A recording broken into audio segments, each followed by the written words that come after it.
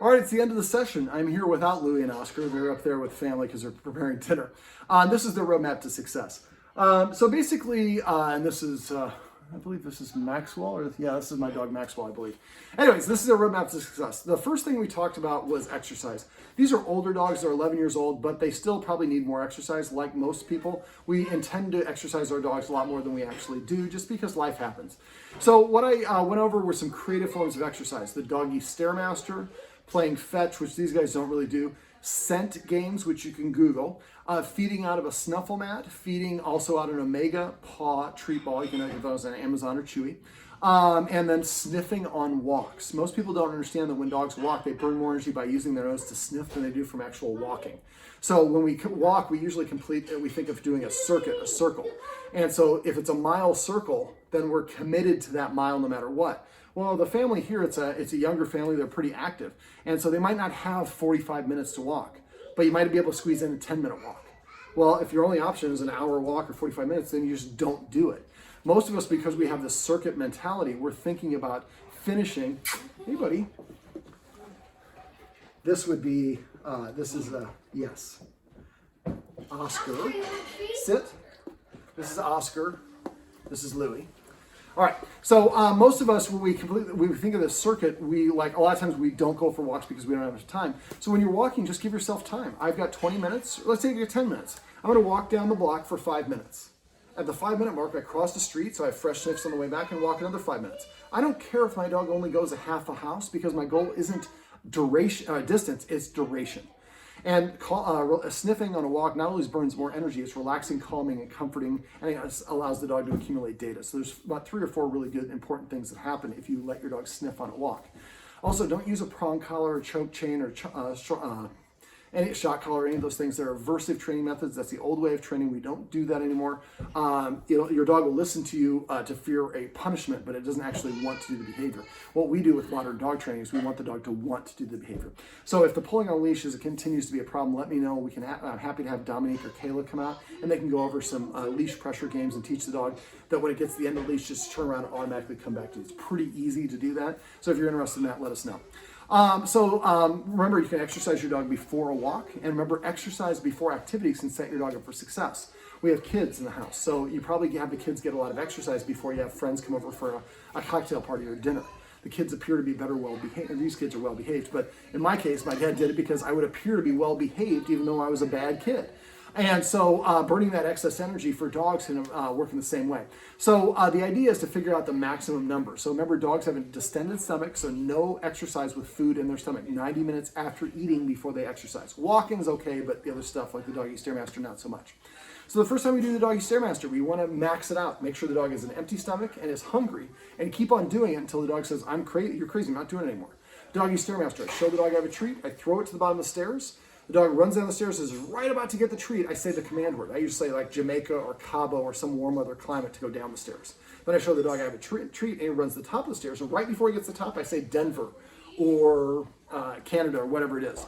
So the order for when you're to deliver a reinforcer, like a treat or a pet, the order of things should happen like this. You tell the dog to sit. Right before the dog's butt hits the ground, you say sit a second time.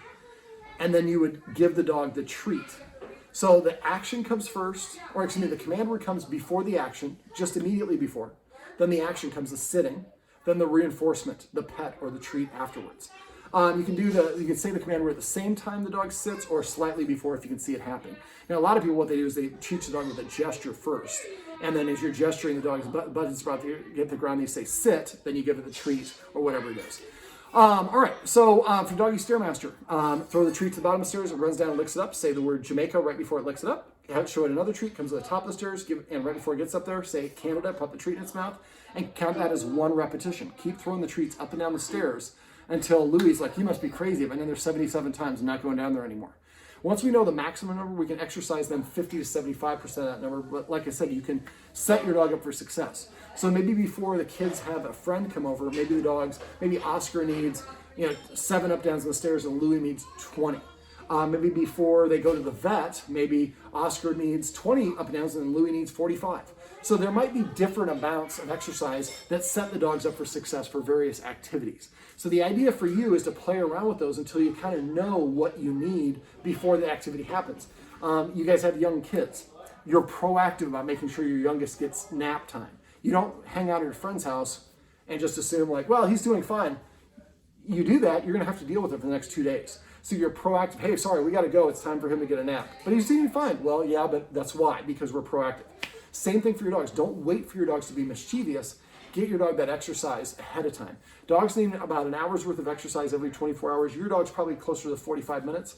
But if we come up with a combination of maybe we do the Doggy Stairmaster in different stair locations in the morning. After they wake up, they go outside and do business. They come back inside, we do the Doggy Stairmaster when they're relaxing because they need 10 minutes to recover after exercise before the next thing happens.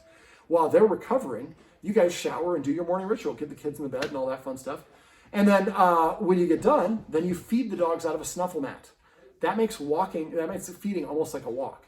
Now remember, structured feeding like we talked about in the kitchen. So you or whoever's feeding them, eat something first, and the kids can do this as well. 5 bites of a chip or cracker works. And then after that, then you invite, I would have Oscar come over, and Oscar gets to eat first. And once when he's eating, Louie has to stay out of the kitchen the way I showed you. And then when Oscar gets done eating, if he leaves food in his bowl, we pick it up, we dump it empty. Hey, Louie. And then we escort him out of the room, and then Louie gets to come in, and Louie gets to eat. And when Oscar is eating, Oscar's not allowed to be there either. And so this way the dogs see you guys both acting like leaders by protecting them. Remember, for dogs, leaders are the ones who are enforcing of the rules and burning the energy to enforce the rules. If you don't have a lot of rules, the dog sees you as a peer, and if it sees you as a peer, the listening to you is optional. So I think that's part of the reason why your dogs don't listen to you. That plus they get just attention for invading personal space. So speaking of that, the more rules that we have, the more the dog sees us acting like a leader, the more they're likely to listen to us.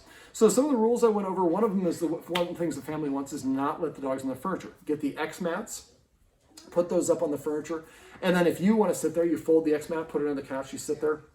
You want to go up to get a drink, you unfold it, put it on your seat. You go there so when the dog comes to try to take your spot, the X mat's there blocking it.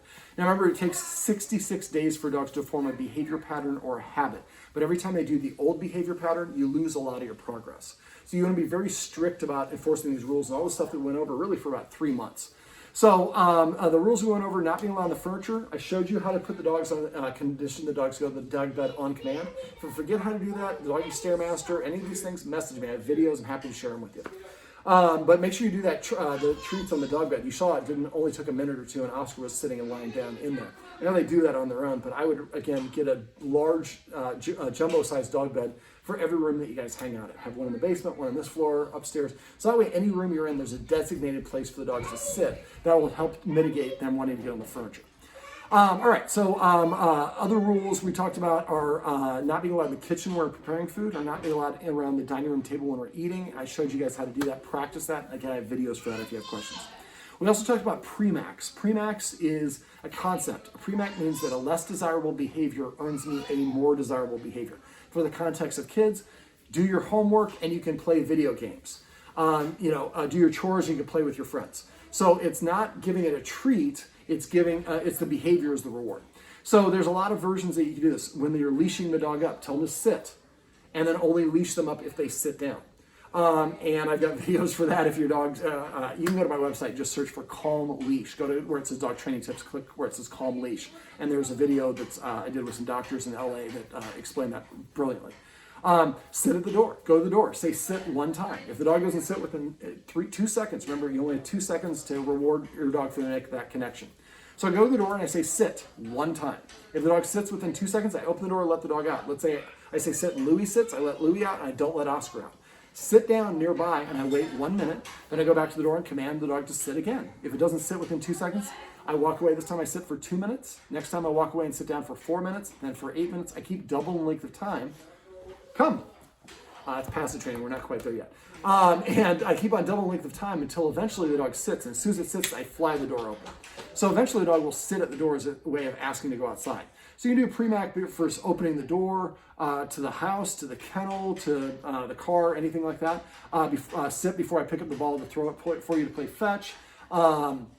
sit before I put your leash on, sit before I prepare your food, sit before I put the food down. A lot of it is involving sitting, but it really helps because now the dog is doing things for you to get the things that it wants. And that will help the dog adjust into a healthier leader-follower dynamic. Now, we also talked about, other things we talked about are petting with a purpose and passive training. Petting with a purpose is petting your dog, just like it sounds like, for a reason.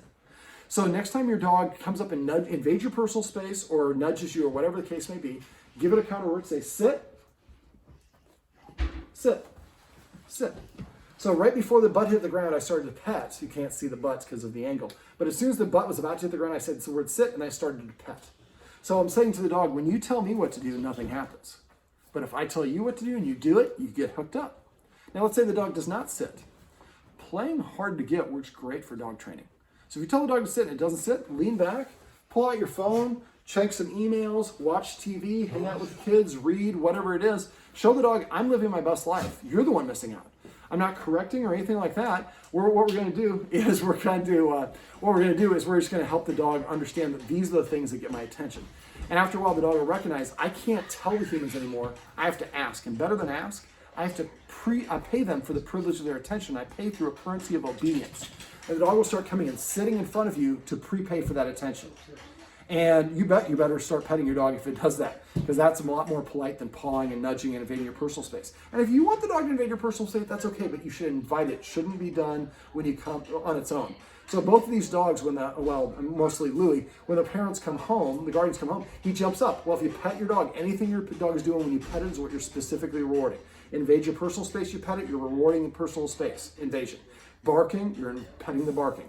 Petting it while it's trying to take the kids' food, and so on. So now what we're doing is we're petting our dog for the things that we want, and we're directing it to a sit or a LAY. If it's already sitting here, tell it to sit here or here or here, unless it prepays, or tell it to lay down. Don't practice shake or jump. These dogs already have some issues, especially Louie. Jump is going to cause him to jump more. It's just something you guys don't want, so I wouldn't recommend that. Some dogs, my puppy class instructors have trained their dogs so well with this, they will come and sit in front of you, and if you don't start petting them, they will resit and resit and resit, because in their mind, that's a proper way of asking for attention. Hey guys, let's try. There we go. Sorry, you're probably used to it. Hey guys. There we go. All right, so basically what we want to do instead is we're going to direct the dogs into sits or downs to pay them. Now, if, let's say that somebody comes and sees... Hey, Amy? Amy! Yeah. Can you grab him real quick? I'm just afraid you're not going to hear much with the yelling. Yeah. Hey.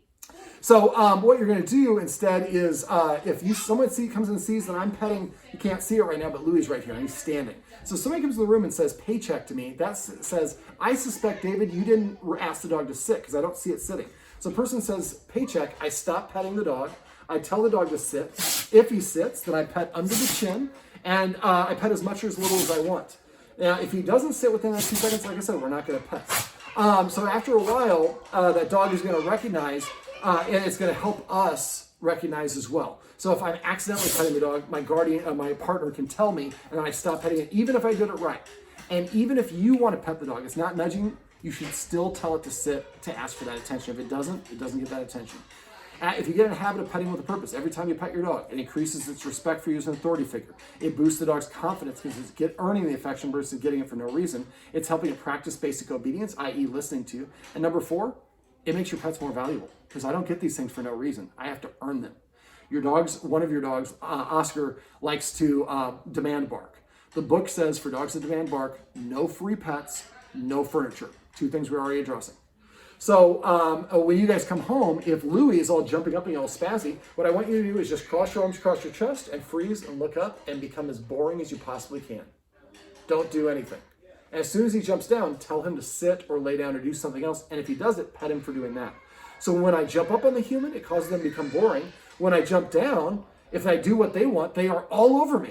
Well, if my goal is to get your attention, I'm going to start doing the things that get you to be all over me. And they'll start sitting and laying down to ask for that attention. That's when you need to make sure that you're recognizing that. Now, this is a version of what I did for your front door, and you can also calm leash, honey jumping is the term that you would search for that one. I've got a great video that shows that. Basically, we put the dog on a leash, and we stepped on a leash about far enough away so I could come in the door, but the dog couldn't reach me. I position myself sideways so the camera's the dog, and I'm looking like this. The dog's going, oh, pet me, give me. And I'm not saying anything. Neither was the guardian. As soon as the dog kind of calmed down, then I reached to pet it. And as soon as I did, the dog just started wiggling. I pulled back and stepped outside of its reach and turned to the side. So what I'm saying is when you're calm, I want to pet you and engage with you. When you're excited, I turn away, I reach out, get outside your reach, and you're dead to me. And after enough repetition, the dog will start to sit because that's what or be calm because that's the energy they get. So practice when you guys are coming home, call each other, and let's do the door exercise. Don't use the garage, park outside, go to the front door, ring the doorbell, simulate like you're an actual guest. If you have a real guest coming by, it's great, but it's Corona time, so we're not going to have as much practice, but this is very much a numbers game. Okay, we also talked about passive training, which is really celebrating the things the dog does that we like. So for passive training, what it is kind of like we do with kids. When we see them do an admirable trait on their own without any motivation from us or incentive, we make sure we reward them. So next time that the dog comes to you, pet it right before it gets to you and say, come. This is about to sit down next to you, pet under his chin, and say the word sit right before his butt hits the ground. And if you miss that, you don't have to say the word. If he comes and sits down, that's Louie, by the way. If he comes and sits down, just reach over and pet him under the chin. Now, we don't want to ever pet a dog on top of the head. We prefer to pet it here, but we can pet it anywhere else except for here. This creates a nose down orientation. Insecure dogs nose down. Proud, confident dogs nose up. Yes, you got your nose up in the air for sure. Look at this furry tail. All right, so basically what we're doing is we're celebrating the things the dog does that we like. A lot of the times the dog comes to us, we ignore it. It sits, we ignore it. It lays at our feet, we ignore it. It drops toys, we ignore it. But boy, as soon as it starts scratching at the window or barking or jumping up, we correct it. And good attention and bad attention is pretty close to the same thing for dogs. So we're training our dogs to do the things we don't want to get our attention. This will undo that. So we do this in puppy class. We have a watchword, we call it celebrate. So let's say that somebody, that I'm watching TV and one of the dogs walks up next to me and I don't see it, I don't register, I don't pet it. Somebody else could say, David, celebrate. That means I turn and I start petting the dog as fast as I possibly can. Then I ask, and then I look at the dog and see what it's doing. And so I want to try to be mindful of that. So next time I see the dog coming towards me, if it's best done, if you want to mark it, if I'm watching TV and I see the dog out of the corner of my eye walking towards me, when it's about a foot away, I start petting it and say, come. I didn't ask it to come. I didn't show it I have a treat, but when it did what I want, did a desirable trait, it got my attention. The more that you pet your dog for the things you want, the more it will do those things as opposed to the things you don't want. Let me see. We also talked about the escalating consequences. I don't go over those on film, but if you have questions about those, please feel free to message me. I'm happy to go over them with you. And then I'm trying to think what else. I think that's just about it. Now, if you have questions on the stuff we went over, please don't hesitate. If I don't hear from you, I assume that means everything's going great. So if you have any questions or things stop working, make sure you message me. Also, this video and the one that's above, I would like you to watch about every 2 weeks. My clients that watch it, usually everybody wants to watch it right away and then they never watch it again. My clients that get the best results are usually watch it right away as soon as I email them, and then about 2 weeks later, and there'll be a whole bunch of little pieces that you forgot that you'll add in there. And you'll get caught up in it. And then you do another 2 weeks, there might be a couple other things, and pretty much at that point you've gotten everything handled. I'd like you to spend about a month really working on this stuff to adjust to all this stuff. If you're still having problems in a month, give us a call. We might need to set up a follow-up session. I don't think we will. I think if we set up a follow-up session, it'll be to teach the dogs to give into leash pressure instead of pulling and lunging on a leash, which Dominique can do awesome. Or Kayla, we got, or Laura, or Anna, we got great trainers. Right there. So he just came to me. I'm petting him for coming to me. He's not invading my personal space. Louie isn't. He's right here. Oh, this is the Louie dog. Oh, yes. He's a little bit of I bumped into him and he cried like that. Now he's practicing avoidance. He's saying, I don't really like this position. The ears look better there.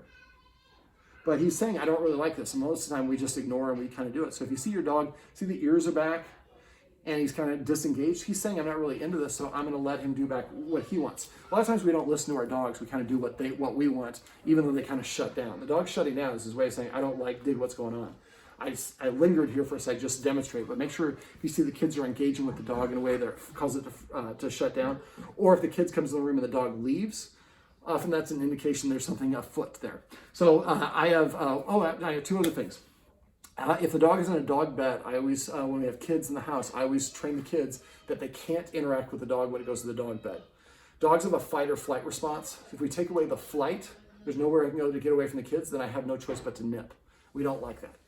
Now, last thing I want to talk about is basically a great way to motivate children to want to do what you want to do. Basically, what you do is you get a little coffee mug or glass or some sort of vessel for each kid and have them put glue in their name and glitter or whatever, draw on it, whatever they want to do. So each kid has its own vessel. And then you explain to the kids, get 3 pieces of candy and say, you know what I learned from David is that when we pet our dogs, that's how we say thank you to the dogs. Would you say thank you before or after I give you this piece of candy? And the little kids are like, before? And you're like, you want to think about that? And they're like, after? And they're like, that's right. You give them the candy, they say, thank you, that's right. So in the future, if you want to pet Oscar or Louie, I want you to tell them to sit first. If they sit and you pet them under the chin and then you come and tell me, I'm going to take an M&M or a Reese's Pieces or whatever it is, I'm going to put it in your jar. And then the end of the day at dinner time, you got to go get your jar and count up however many M&Ms. And either they have it as dessert then, or if you don't have sugar then, maybe they get them the next day. So now your kids have a motivation to want to do the right thing with their dog. And what if they do the wrong thing? The dog's in the dog bed and the kid goes over, oh, I have to take it away an M&M. You want to earn this back? Sit. Pet it for sitting. Okay, you put it back in there. So you don't actually have to take it away. Don't use it for anything other than dog-related stuff. Every client of mine that's used it for other stuff, it stops working. But it's a great way to get your kids to do the right things. Most of the time, our kids are doing anywhere from about 50 to 80 things a day, each kid, that reinforce unwanted behaviors in our dogs. If we can flip that and have them doing 40, 50, 60, 70 positive things a day, we have 3 kids. One of them's a little bit too young, but it's a great way to get kids into a great habit and to help your dogs be motivated to not only like engaging with the kids, but be respectful of the kids. All right, well, this is, you can't see, so I'll pan the camera a little bit. So that is Louie, this is Oscar, I'm David, that's my finger, and this is the roadmap to success. Remember, everything you do trains your dog, only sometimes you mean it.